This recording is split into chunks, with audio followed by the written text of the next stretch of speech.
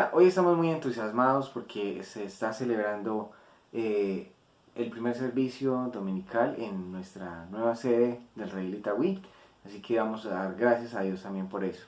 Quiero animarlos a que nos visiten, es detrás del centro comercial de Arrayanes en Itagüí. Quedan todos muy invitados. Bueno, quiero darles también la bienvenida a los que se conectan a través de este medio, y para iniciar este servicio vamos a leer el Salmo 33. Vamos a leerlo a partir del verso 6 al 11. Acompáñenme desde sus hogares con la lectura. Por la palabra del Señor fueron creados los cielos, y por el soplo de su boca las estrellas. Él recoge en un cántaro el agua de los mares y junta en vasija los océanos. Tema toda la tierra al Señor, hónralo todos los pueblos del mundo, porque Él habló y todo fue creado, dio una orden y todo quedó firme. El Señor frustra los planes de las naciones, desbarata los designios de los pueblos, pero los planes del Señor quedan firmes para siempre, los designios de su mente son eternos. Padre amado Señor, hoy te damos gracias por tu amor, tu misericordia, por la fidelidad que has tenido con el Redil Itagüí, Señor. Te damos gracias porque hoy podemos tener ya nuestra sede física, Señor. Te damos gracias porque tú has mantenido a la iglesia unida, Señor. Y te pedimos que en esta mañana, Señor, tú, Rey de Reyes, Señor, tú, Creador del cielo y de la tierra, utilices esta palabra tuya, Señor, para confrontar nuestro corazón, Señor, con nuestro pecado, y que lleve a más personas a reconciliarse contigo, Señor. Entregamos esta hora, Señor, dándote gracias por esa oración contestada del local para el Redil Itagüí, Señor. Y te pedimos por todas las personas que hoy nos ven, Señor, para que seas tú obrando en cada una de sus vidas, Señor. Entregamos este tiempo en Cristo Jesús. Amén.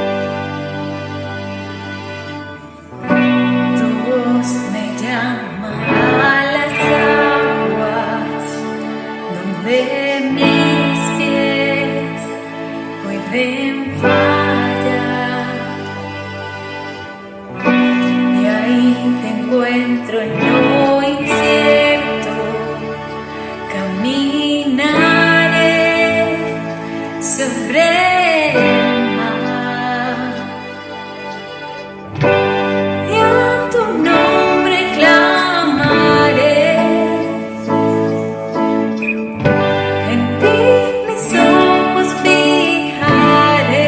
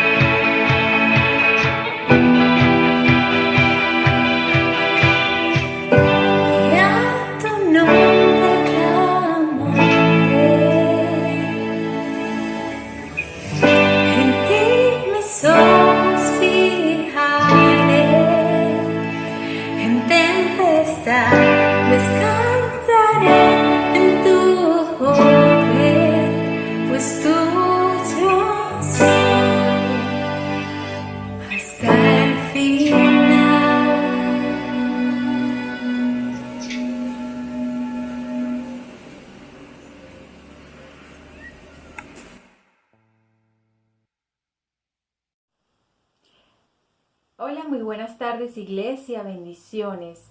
Nuevamente les recordamos las actividades que tenemos para esta semana. Les animamos a participar en el tiempo especial que tenemos orando unos por otros y llevando nuestras peticiones a Dios. El tiempo de oración son los días martes a las 8 de la noche y los días jueves a las 7 de la mañana por Zoom. También tenemos un tiempo especial de oración por WhatsApp los días sábados a las 6 de la mañana hasta las 8. También tenemos un tiempo de comunión y estudio de la palabra con los grupos de vida. Es un tiempo para compartir y conocer la palabra de Dios. Si deseas participar en alguna de estas actividades, escríbenos al número que aparece en pantalla. Asimismo, les animo a que sigamos trabajando con la generosidad, ayudando a nuestros hermanos y familiares que estén pasando por necesidades. Si deseas aportar una ayuda o deseas ofrendar o diezmar, puedes hacerlo por el número que aparece en pantalla, el número de cuenta del Rey del Estadio. Asimismo, si haces la transacción bancaria por la aplicación, nos envías la captura al número de teléfono. Recordemos que no solo podemos dar algo monetario, también podemos llamar a un hermano y darle palabras de ánimo y recordarle las bondades de Dios. Bendiciones. ¿Qué mejor momento que celebrar esto, que es el regalo de este local, de todo lo que ha pasado, los que han estado metidos en esto de cerca en las últimas semanas saben que ha sido milagroso cómo Dios proveyó este local que ya estaba tomado y en último momento lo soltaron y después los gastos, las inversiones que se han hecho aquí en la remodelación, buena parte ha sido la generosidad, regalo de Dios. Y digo todo esto porque había dicho que iba a hablar estos 2 domingos, el domingo pasado y este domingo, sobre atributos de Dios. Y el tema de hoy viene al dedo con este momento, es perfecto, porque trata de los regalos. Y les voy a explicar. La semana pasada yo les hablé que un atributo fundamental, una característica fundamental de entender a Dios es que Dios es un Dios que se ha revelado. Él se ha acercado a nosotros y ha dicho: yo soy Dios, esta es mi ley, este soy yo, este es mi hijo, esta es mi palabra, porque de otra manera no podríamos conocerle. Si nosotros intentásemos por nuestro esfuerzo, por nuestras buenas obras, conocer a Dios, no podríamos. Sería imposible. Necesitamos que Dios se revele en nuestras vidas y que se revele de una manera clara. No es suficiente una visión, no es suficiente un sueño, necesitamos las escrituras. Y quizás por eso es que la palabra es escrita, quedó escrita, no fue un recuerdo, no fue la proyección de un video que recordásemos, no fue una tradición oral, fue una palabra escrita. Porque necesitábamos repetirla y necesitamos irnos ajustando para entenderla. Y les comentaba cuando hablaba en Éxodo 3 que si la revelación de Dios hubiese quedado en la salsa ardiente nada más y Dios no hubiese hablado de la salsa diciendo yo soy el Dios de sus padres, probablemente Moisés hubiese fundado una religión que adorase las salsas y que usase el fuego, no sé. Necesitaba entender que Dios era. Y nosotros también necesitamos escuchar la revelación de Dios. Hoy quiero continuar con esa idea del Dios que se revela, pero quiero añadir la idea del regalo que es Dios en la revelación. La revelación es un regalo de por sí. Piénsalo. Dios no necesita bajar de la eternidad, Dios no necesita irrumpir a nuestra historia, Dios no necesita acercarse a ti para que lo ames. Dios es amor. Él no necesitaba crear a los humanos para recibir amor. O sea, Dios no se hubiese sentido solo, deprimido. Dios no nos necesita en el cielo. Dios no iba a decir, oh, el cielo está muy vacío, qué triste es, cómo me hacen falta los humanos. Dios no necesita eso. Y sin embargo Él se revela, sin embargo Él toma a personas pecadoras como nosotros y nos invita a su gracia. Díganme si eso no es un regalo. Díganme si eso no es uno de los regalos más grandes que Dios se ofrezca. Quiero que vayamos al texto que tiene más similitudes con el de la zarza ardiente en cierto sentido en el Nuevo Testamento. Y de hecho hay varios, pero quiero que vayamos a la versión de Marcos, Marcos capítulo 6. Y ya van a ver por qué digo que es un texto que se parece a la revelación de la zarza ardiente. Ahí están las pantallas. Quiero leer Marcos 6, del verso 45 al 56. Voy a leer el final de este capítulo de Marcos, en el que Jesús ha tenido una semana, unos días ajetreados. Hace poco muere Juan el Bautista, la gente lo persigue, la gente lo ha cuestionado y ahora alimenta a 5,000 personas, 5,000 hombres y me imagino quien más puede hablar de eso aquí es Luz Denia, que ha sido banquetera, pero servir una comida a más de 5,000 personas debe ser un trabajito estresante. Y eso es lo que pasa aquí, y este es el final del relato. Después de que Jesús despide o ha terminado de alimentar a la gente, y dice así desde el verso 45. Enseguida Jesús hizo que sus discípulos subieran a la barca y se adelantaran al otro lado, a Betsaida, mientras él despedía a la multitud, esos 5,000 hombres más todos los demás. Cuando se despidió, fue a la montaña para orar. Al anochecer, la barca se hallaba en medio del lago y Jesús estaba en tierra solo. En la madrugada, vio que los discípulos hacían grandes esfuerzos para remar, pues tenían el viento en contra. Se acercó a ellos caminando sobre el lago e iba a pasarlos de largo. Siempre me he preguntado si eso era una especie de chiste que Jesús quería hacer. Y me lo imagino caminando con las manos en los bolsillos, así como que va a pasar de largo. Los discípulos, al verlo caminar sobre el agua, creyeron que era un fantasma y se pusieron a gritar llenos de miedo por lo que veían. Pero él habló enseguida con ellos y les dijo: cálmense, soy yo, no tengan miedo. Subió entonces a la barca con ellos y el viento se calmó. Estaban sumamente asombrados porque tenían la mente embotada y no habían comprendido lo de los panes. Después de cruzar el lago, llegaron a tierra de Genesaret y atracaron allí. Al bajar ellos de la barca, la gente enseguida reconoció a Jesús. Lo siguieron por toda aquella región y a donde oían que él estaba le llevaban en camillas a los que tenían enfermedades, y donde quiera que iba, en pueblos, ciudades o caseríos, colocaban a los enfermos en las plazas. Les suplicaban que les permitiera tocar siquiera el borde de su manto, y quienes lo tocaban quedaban sanos. Vamos a orar. Padre, gracias por esta palabra, Señor. Te pido que esta palabra nos pueda hablar a nosotros, Señor, y pueda contribuir a que entendamos un poco más y más el regalo que es tu presencia, tu revelación en nuestras vidas, Señor. Por favor, mi Dios, que esta sea una palabra que nos inspire, una palabra que nos lleve a ti, Señor, porque es el lugar donde necesitamos estar, en ti, Señor.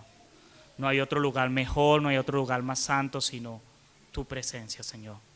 Bendice esta palabra, bendice este tiempo, Señor, te lo pido, Dios, en tu nombre precioso. Amén. Les decía que entonces la revelación es un regalo que Dios nos da de su presencia. Y en esto de regalos y pensando en esto, me recordé algo que tienen en común los gatos y los niños pequeños con los regalos. No sé si les ha pasado, los que tienen gatos pueden decirlo, que si tú le compras a un gato un juguete fino, lo mismo aplica para los niños, es probable que el niño se la pase más jugando con la caja que con el juguete. Les encantan las envolturas. A los gatos les encanta meterse en cajas y estar ahí a veces uno ve fotos de gente que les compró el super juguete al gato, lo sacó, lo armó, lo puso al lado y el gato se metió en la caja a jugar en la caja. Y puede pasar con un niño. En algún momento le compras cualquier cosa y lo primero que hace es se mete en la caja y se esconde. Por lo menos a mis hijos les encanta. Les encanta. Cada vez que llega algo empacado, una caja con alguna cosa, ellos sacan todo y se meten en la caja y quieren que uno los pasee. Y pensaba en esto porque leyendo este pasaje pienso que a veces los creyentes somos algo así. Por un momento nos olvidamos del regalo y nos centramos en la envoltura. Nos quedamos concentrados con el envoltorio y el regalo lo ponemos a un lado. Y en la iglesia a veces pasa así. Y quisiera que hoy reflexionásemos en eso, porque no quisiera que este envoltorio que el Señor nos ha dado tan bonito y que va a ir mejorando con los días a medida que le vayamos poniendo más de nuestra huella, más de nuestros aportes, más de nuestra decoración, más de nuestro sabor, va a ser un mejor envoltorio, pero que no nos olvidemos que eso no es lo importante. Lo importante es Dios, no es el regalo, no es el envoltorio, es Dios. Y quisiera que hoy pensásemos en eso. No distraernos mirando tanto el regalo, mirando tanto el envoltorio, entreteniéndonos tanto con el envoltorio, gozándonos en los envoltorios y olvidándonos del regalo que hay adentro. Porque la historia de la revelación es de Dios, no del envoltorio. Y hay muchos tipos de envoltorio. Podemos pensar en el envoltorio de sanidad, de bienestar, de prosperidad, de tener comunión unos con otros. A eso me refiero con envoltorios. Y a veces parece que eso se vuelve lo más central. Y uno ve, por ejemplo, invitaciones a la iglesia que comienzan por: ven para que encuentres la felicidad, ven para que encuentres el propósito de la vida, ven para que seas alguien, ven que aquí queremos hacerte sentir bien. Y uno dice, sí, está bien, pero ven para que veas a Dios, ven para que te encuentres con tu Dios. Ese debería ser el lema, llamado de toda iglesia. Ese es el llamado de la fe. Ven y encuéntrate con Dios. Lo demás es envoltorio. Y ojo, los envoltorios son útiles, los envoltorios son bonitos, realzan el regalo. No estoy diciendo que no estén mal. El problema está cuando hacemos que el envoltorio sea el centro y no sea Dios. Y quiero entonces invitarte a que aquí en Marcos veamos cómo el Señor nos llama a pensar en el regalo y poner el envoltorio en su lugar.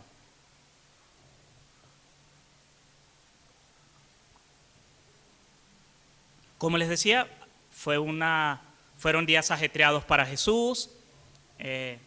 Al comienzo del capítulo 6 se narra mucha actividad, se narra predicación, se narra que comienza oposición, muere Juan el Bautista, luego llegan las multitudes y pareciese, como comienza el relato de la alimentación de los 5,000, pareciese que la intención de Jesús era más apartarse un tiempo con sus discípulos.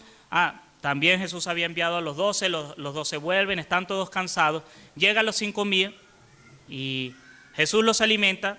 Y esta última porción, la que acabo de leer, del verso 45 en adelante, Jesús despidiéndose, y es como Jesús recordándole a los discípulos: no nos distraigamos, yo soy el regalo. Hay 3 cosas sobre este regalo que quiero que veamos en este pasaje esta mañana. 3 cosas que nos ayudan a mantenernos centrados en esta idea. Dios es el regalo en tu vida. No te distraigas con las envolturas. No te distraigas con las envolturas que pueden haber en ese regalo. Y lo primero es lo que aparece en los versos del 45 al 50. Lo que pasa en el momento en el que Jesús decide enviar a sus discípulos. Y es la idea de que el regalo es Dios mismo. El regalo en esta iglesia es Dios mismo. La razón por la que venimos aquí a la iglesia es por Dios. Eso es algo que tenemos que recordarnos. Es muy fácil desviarnos de esa idea, pero es recordarnos, yo vengo aquí por Dios. Yo vengo aquí por Dios. Traigo aquí a mis hijos para que se encuentren con Dios, no para que tengan amiguitos, no para distraerlos un tiempo, no porque el salón de niños quedó muy bonito, no. Vengo aquí por Dios. Y hay dos cosas en las que Jesús afirma que lo más importante es Dios. Y la primera es lo que hace Jesús. Jesús prioriza a Dios. Prioriza a Dios. Él no agarró y terminó de despedir a la gente y dijo, bueno, vámonos a descansar. Despidió y ¿qué fue lo que fue a hacer? Orar. Se apartó a orar. Y es interesante porque Jesús es Dios. Pero está también ahí recordándonos que la relación con Dios es lo más importante. Que la relación con Dios es lo principal. Dios es el regalo, Dios es el centro. Y debería ser la prioridad al venir aquí. Y tenemos que reconocerlo, muchas veces no es. La mayoría de las veces, casi que estadísticamente, las razones por las que la gente se va de la iglesia son pecados cometidos contra ellos mismos y no contra Dios. Me explico. Me fui de esa iglesia porque no me contaron para el liderazgo. Me fui de esa iglesia porque el pastor no me saludó. Me fui de esa iglesia porque yo quería hacer el ministerio de esta manera y decidieron hacerla de otra. Pero rara vez, sí lo hay, pero rara vez uno oye, me fui de esa iglesia porque el tipo de adoración no honraba a Dios. Más bien son razones que tienen que ver con nosotros. Y eso habla de que Dios es la prioridad ahí. Y yo no soy de los que obligo a la gente a quedarse. Pero siempre me gustaría oír razones que vayan más allá cuando alguien se va a ir de simplemente, pastor, yo me voy porque no me gusta cómo usted predica. A menos que si estoy diciendo herejías, bueno, ya hay una buena razón. Pero solo por cuestiones de gusto, eso está delatando que no estoy entendiendo cuál es la prioridad de la iglesia.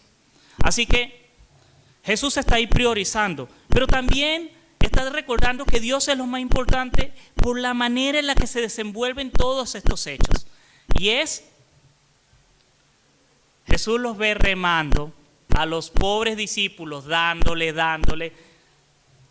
Son más o menos, en la NBI dice en la madrugada, pero la traducción es algo así como la tercera vigilia, es decir, un periodo que va entre las 3 de la mañana y las 6 de la mañana. Son las últimas horas del amanecer, deben estar cansados, están dándole. El mar de Galilea tenía esa característica, se podían levantar esos vientos en contra. Y a eso añadan, estos hombres son pescadores, son hombres de mar. Así que sabían lo que debería estar pasando, deberían controlar la situación y no pueden, están ahí dándole, sufriendo. Y Jesús se acerca caminando. Ellos se asustan. Dicen, no, un fantasma, gritan. Creo que yo sentiría lo mismo si veo a alguien caminando en medio de la tormenta en el agua hacia mí. Y Jesús ahí les dice, cálmense, yo soy. No teman. Y esta frase es importante porque es la misma que usa Dios para hablar de sí mismo en Éxodo 3:14. Es el yo soy de Dios. O sea, Jesús está aquí diciendo claramente, yo soy Dios. Y es interesante porque en toda esta escena, las únicas palabras de Dios son una declaración de su divinidad. Y es una declaración clara. Él está explicando, yo soy. Y seguramente los discípulos se lo entendieron de esa manera. De hecho, si leemos pasajes como Mateo 10, en Mateo 10, 34 al 39, los fariseos quieren apedrear a Jesús por haber dicho lo mismo, yo soy.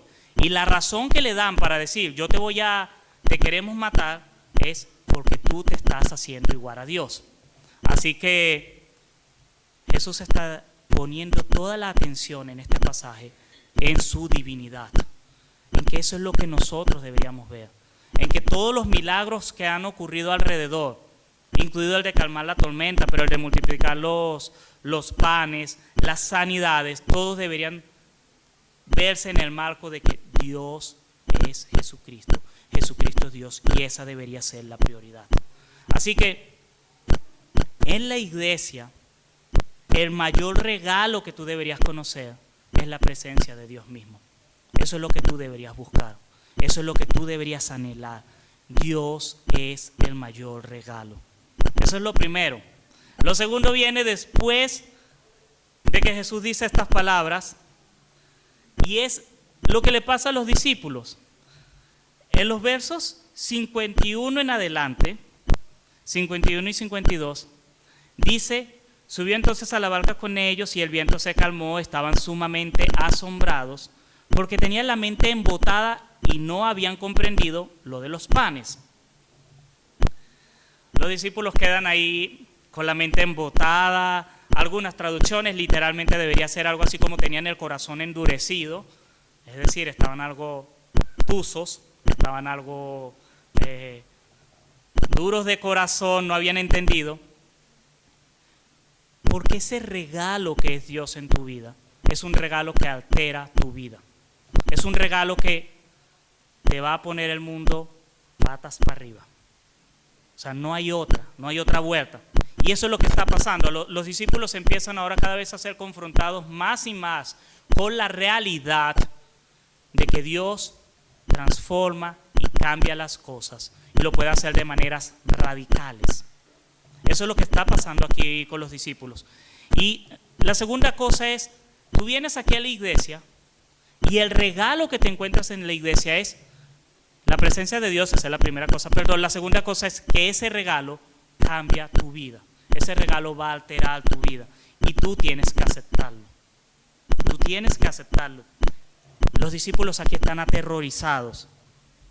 Y la razón es porque en este pasaje el contexto de las palabras de Jesús son Éxodo 3, y ellos seguramente lo entendieron así cuando Jesús dice yo soy. Wow, Él está diciendo que Él es Dios, no está diciendo otra cosa. Eso es una declaración directa que Él es Dios. Pero también es que en el Antiguo Testamento el único que camina sobre las aguas, el único que calma las tormentas es Dios mismo. Así que no solamente está diciendo Dios, sino que Jesús se está comportando como Dios. Y piensen en esos judíos que están ahí luchando, que están ahí en su cultura monoteísta, y viene este hombre y se declara igual a Dios, y eso les empieza a hacer cortocircuito, les empieza a... yo no lo entiendo, y por eso dice que estaban embotados. O sea, una cosa es que Él haga milagros, pero otra cosa es que se haga igual a Dios, diga que es igual a Dios. Al fin esa fue la acusación constante que le hicieron a Jesús. Tú te haces igual a Dios. Y eso les empieza a alterar. Y tú debes estar dispuesto a aceptar eso, que encontrarte con Dios te va a encontrar. Hay algo que está haciendo contacto. Que encontrarte con Dios te va a alterar tu vida. Y tienes que aceptarlo. Porque no hay otra. ¿Y cómo te puede hacer corto a ti? Fácil. Llegas a la iglesia y empiezas a entender que debes perdonar. O llegas a la iglesia y empiezas a entender que debes amar aún a las personas difíciles. Y llegas a la iglesia y empiezas a entender que debes rendir tu corazón a Él, que debes de poner el orgullo. No puedes esperar la gracia de Dios, el regalo de Dios, sin sacrificar tu propia vida, sin sacrificar lo que es tu vida hoy. O sea, no puedes llegar a la iglesia y creer que van a ser bendiciones si tú no tienes que pagar un precio de sacrificio, un precio de rendición, un precio de humillación a Él. la fe va a alterar tu vida. Y quizás por eso es que es más fácil predicar evangelios como la prosperidad, que solo ven, da plata y recibe más plata, pero tú no cambias tu vida, o otras doctrinas que hablan de simplemente Dios es puro amor y el pecado no se menciona, y el sacrificio y la obediencia. Tienes que entender que tienes que obedecer, tienes que entender que tienes que buscar la palabra. Y la mejor manera, y por eso siempre insisto, únete a un grupo de vida, empieza a leer la palabra, participa en la oración, porque es la única manera en la que tu sacrificio no sea abusado. Porque te hay que reconocer si hay abuso. Y la única manera de que tú puedas entender cómo hacer las cosas en obediencia a Dios de manera correcta es estudiando la palabra. No hay otra. Así que tenemos, Dios es el regalo, ese regalo va a alterar tu vida, te va a cambiar, ese regalo te va a deslumbrar muchas veces. Y yo oigo las historias de muchos de los que han llegado acá, de cómo el Señor les ha transformado y cómo han ocurrido cosas asombrosas. Y nos pasó aquí con este local. Podría estar un buen rato contándole historias, pero hubo una en particular que nos llamó mucho la atención a Marjorie y a mí. Cuando empezamos toda esta remodelación, una de las cosas que dijimos es: queremos que todo esto sea bendición para la vida de otros. Así que dijimos, queremos pagar justo a la gente que va a colaborar, que va a trabajar. Y no teníamos el monto presupuestado para esos gastos. Y oramos, y a las pocas horas alguien ofrendó el monto preciso para hacer los pagos justos. Podríamos estar hablando de muchas cosas, cómo el Señor ha provisto y ha movido corazones, y seguramente cada uno de ustedes tiene una historia así, de yo llegué a la iglesia desempleado y el Señor me proveyó un trabajo, no tenía casa. Conozco aquí una pareja que llegó soltera y salió con esposo. O sea, Dios provee y hace cosas maravillosas. Pero lo tercero, y esto es lo tercero, no dejes que esas cosas maravillosas a tu alrededor te distraigan, porque eso son la envoltura. Sanidad, encontrar un esposo, encontrar un trabajo a través de un conocido de la iglesia, encontrar una familia como muchos han encontrado familia aquí en la comunidad del Redil, encontrar un amigo, encontrar gente que te acompañe. Eso es parte de la envoltura, porque el regalo es que tú vienes aquí y te encuentras con Dios. Aquí está Dios en medio de nosotros, y eso es lo que debería anhelar nuestro corazón. Así que no te dejes distraer con los regalos. Y eso fue lo que pasó a los discípulos. Los versos 51 y 52 ya los leí. Ellos tienen el corazón endurecido. Y está endurecido sencillamente porque están luchando con entender qué está pasando. Están luchando por entender quién es Jesús, qué es lo que está pasando alrededor de ellos. Y para nosotros puede ser también difícil entender todo eso. Entender en la iglesia cómo es esto de amar a otros, y cómo es esto de perdonar a otros, cómo es esto de ser generoso si yo no tengo nada que dar. No te subestimes, todos podemos dar mucho, en todos los niveles, así que no te subestimes. Los discípulos están luchando con entender quién es Jesús, y cómo en la imagen que ellos están pintando de Jesús como Mesías, y los estudiosos dicen que Marcos se puede definir como el libro de la historia del discipulado frustrado, porque es casi que cada enseñanza que Jesús le da a los discípulos la reprueban. Y ellos fallan una otra vez y se equivocan, y parece que no entienden el mensaje y no entienden quién es Jesús. Y es la historia de hombres que están intentando entender una realidad mucho más grande, porque la encarnación es difícil de entender. Cómo Dios se hace hombre de carne y huesos y vive en medio de nosotros es difícil. Y esa es la historia de Marcos. Y los discípulos están luchando con eso. Y quizás se están distrayendo, viendo todo alrededor y no se centran totalmente en la idea. Jesús es Dios. Yo no lo entiendo, pero Jesús es Dios y lo ha declarado y debo caminar en eso. Ayer tenía una conversación muy interesante y trataba sobre este punto, sobre la fe. Que hay momentos en la vida del creyente, hay momentos en mi vida en la que yo he tenido que caminar obedeciendo solamente lo que dice la palabra, sin sentir nada, sin experimentar nada, sin tener confianza en nada, simplemente porque la Biblia lo dice, yo lo creo. Y van a haber momentos así en tu vida. Van a haber momentos en los que seguramente vas a decir, una persona tan mala como yo no puede ser salva. Una persona tan negligente como yo no puede ser perdonada ni bendecida por Dios. Van a haber momentos en el que tu corazón, tu mente y todo a tu alrededor te puede estar diciendo eso. Y en esos momentos tú tienes que ir a la palabra y ver las promesas de Dios que dice, sus dones son irrevocables, su llamamiento no cambia, su amor es infinito, su gracia no depende de ti. Y dices, ok, no lo siento, no lo experimento, no lo estoy sintiendo, pero la Biblia dice que es así, así que es así. Eso es no distraerse por las envolturas. Lo contrario también aplica. El hecho de que te esté yendo bien, el hecho de que te sientas bien, no necesariamente va a significar que tienes una buena comunión con Dios.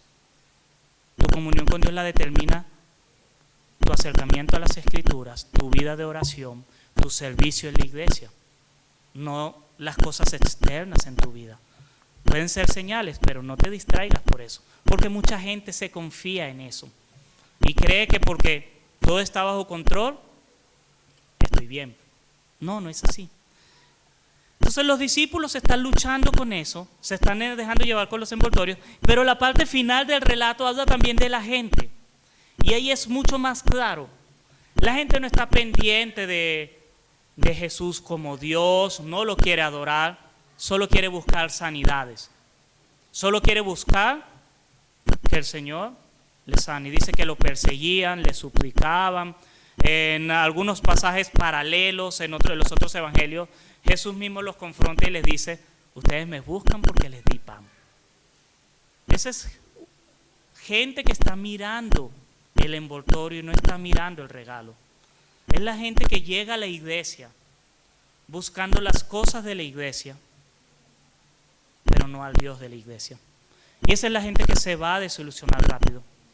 Jesús lo dijo también en otras palabras, en la parábola de la cizaña. Esos son los que no tienen raíces, los que dejan que las preocupaciones, la persecución, cualquier cosa los aparte de Dios. Gente que está buscando, gente que va a llegar aquí con su lista de chequeo.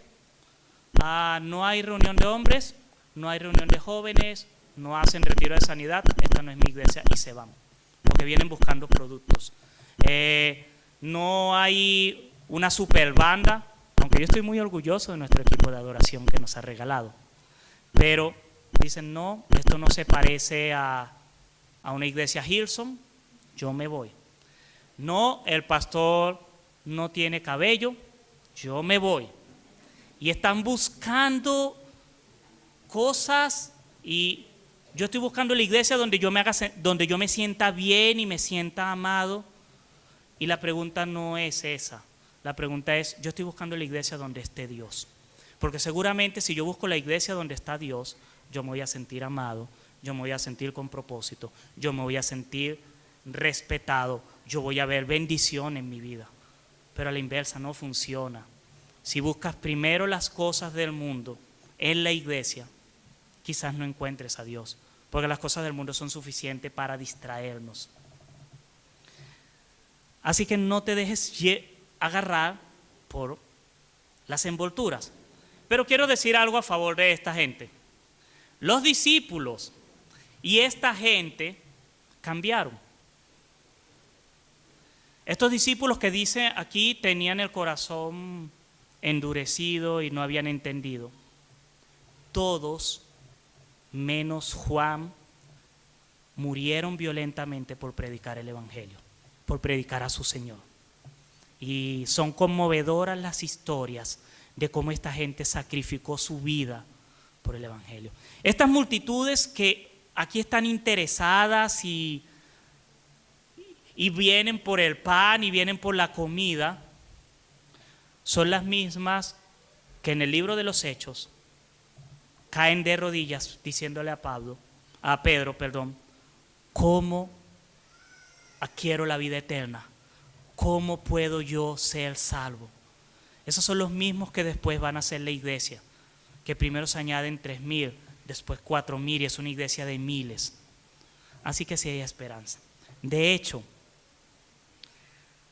levante la mano aquí el que llegó a la iglesia por motivaciones puras, diáfanas y verdaderas. Ninguno de nosotros puede decir eso. Recuerdo que yo llegué a la iglesia porque me metí en problemas y necesitaba un Dios guardaespaldas. Así que sí, todos llegamos a la iglesia por motivaciones equivocadas. Algunos llegan porque tienen mucho dolor en su vida y sí, Dios puede sanar el dolor. El problema es que te quedes ahí. El problema es que te quedes con un Dios terapeuta. El problema es que te quedes con un Dios cajero automático. El problema es que te quedes con un Dios organizador de eventos sociales, que solo te da amigos y solo te da fiestas y espacio para compartir. El problema no es que a veces nuestro corazón nos trae y nuestras crisis nos trae con los motivos equivocados a la iglesia. De hecho, eso es lo normal, porque nuestro corazón es tan lleno de pecado que no nos acercamos si estamos bien. A veces necesitamos las crisis. El problema no es ese. El problema no es que estés luchando con entender la gracia. El problema no es que estés luchando con entender la fe. El problema es que te quedes ahí y pasen los años y sigas preguntándote, ¿es que yo debo perdonar? Y pasen los años y sigas preguntándote, ¿yo debo confiar en Dios? Y pasen los años y digas, ¿yo debo sacrificarme? ¿Yo debo ser generoso? Ese es el problema. El problema hubiese sido que al mes siguiente Jesús hubiese vuelto a caminar por las aguas y al año y los discípulos hubiesen seguido con el corazón endurecido. El problema hubiese sido que esta gente hubiese seguido buscándolo solo por alimento. Seguramente algunos lo hicieron, pero muchos de esos seguramente fueron los que se convirtieron en Pentecostés. Así que hay esperanza de que Dios transforme. Y eso debería ser la razón por la que volvemos otra vez al regalo, venimos a la iglesia a encontrarnos con Dios, para que nos transforme, para que tome nuestras heridas, para que nos dé de su gracia, para que podamos aprender a decir, Señor y Dios mío. Así como dijo Tomás cuando se encontró con Jesús después de la resurrección, mi Dios y mi Señor. Esa es la razón por la que debemos venir a la iglesia. Esa es la razón por la que debemos amar el regalo de tener una iglesia, de tener un local, de poder estar aquí hoy. Porque Él es el regalo. Así que celebremos juntos que Dios es el regalo. Y quisiera terminar con una pregunta que puede ayudarnos a entender o puede servirnos de examen, y es, ¿tú entiendes que el regalo es la presencia de Dios y no los beneficios que Dios te puede dar? Que cada vez que vienes a la iglesia, el regalo que tú recibes aquí es Dios mismo y no los beneficios. Gloria a Dios si por venir aquí te podemos dar un mercado. Gloria a Dios si por venir aquí, soltero, puedes salir con una esposa. Gloria a Dios si por venir aquí solo puedes salir diciendo, aquí está mi familia. Gloria a Dios por todo eso, y espero que eso sea algo que vivamos siempre, que cada vez la gente pueda venir y decir, aquí encontré a Dios y a muchas otras cosas. Pero tú debes hacerte en el corazón, debes preguntarte siempre, ¿qué estoy buscando aquí? ¿A quién estoy buscando? ¿Estoy buscando el mercado? ¿Estoy buscando el contacto que me va a dar trabajo? ¿Estoy buscando un lugar de relevancia? ¿Estoy buscando un nombre? ¿Estoy buscando un puesto? qué estoy buscando? ¿A quién estoy buscando? Piensa en esa pregunta. ¿Entiendes que el regalo es la presencia de Dios y no los beneficios que Él te puede dar? ¿Entiendes eso? Si no lo entiendes, no te sientas mal. Los discípulos tampoco lo entendieron. Ora a Dios para que te ilumine el entendimiento, para que puedas entenderlo. Esa es la oración en Efesios capítulo 1, los versos 3 al 6, que podamos entender las dimensiones del amor de Dios. La segunda cosa, antes de orar, piensa que si estás aquí por algo diferente al amor de Dios, si te has acercado aquí a la iglesia buscando algo, un lugar, un refugio, eso está bien, pero ten cuidado de hacer eso el objetivo de tu vida en la iglesia. Necesitamos los unos a los otros. Y yo le doy gracias a Dios porque mucha gente se ha acercado aquí al redil de Itagüí porque estaban solos y necesitaban amigos, necesitaban relaciones. Pero eso no es el destino, eso es parte de la envoltura. El regalo es estar con Dios. Vamos a orar. Señor, gracias porque tú eres el regalo en nuestra vida. Eres tú, Señor, es tu presencia. Venimos aquí, Señor, cada domingo porque queremos como familia encontrarnos contigo. El mismo encuentro que tenemos en nuestras casas, pero queremos tenerlos aquí como familia, Señor. Ayúdanos a recordar eso, que tú eres el regalo, Señor. Y perdónanos si nos hemos distraído mirando las envolturas, Señor, porque quizás llegamos aquí solos y tú nos diste compañía, Señor. Y ahora eso es lo que idolatramos y ahora esa es la que adoramos. Perdónanos, Señor, si llegamos aquí en necesidad y cuando tú nos proveíste, Señor, nos quedamos centrados en solo recibir y tener la expectativa de recibir cosas. Perdónanos, Señor. Y perdónanos porque a veces es volver esa bendición, ese regalo tuyo en algo que no está bien. Porque tú sí nos quieres bendecir, Señor. Tú eres un Dios de abundancia, Señor. Este pasaje, Señor, comienza con tú de tu mano y de tu gracia alimentando 5,000 personas, Señor. Perdónanos, Señor, porque a veces nos quedamos viéndote nada más como un dispensador de comida, un cajero automático, un terapeuta, un médico. Y tú eres más que eso. Tú eres el Dios del universo. Tú eres el Dios santo, el Dios que se revela en amor. Señor, ayúdanos a verte solo a ti, Señor. Y a desearte solo a ti, Señor. Y que la experiencia de la iglesia, de la comunión, de la comunidad, lo veamos como un regalo que viene de ti, Señor, pero que no es el regalo principal.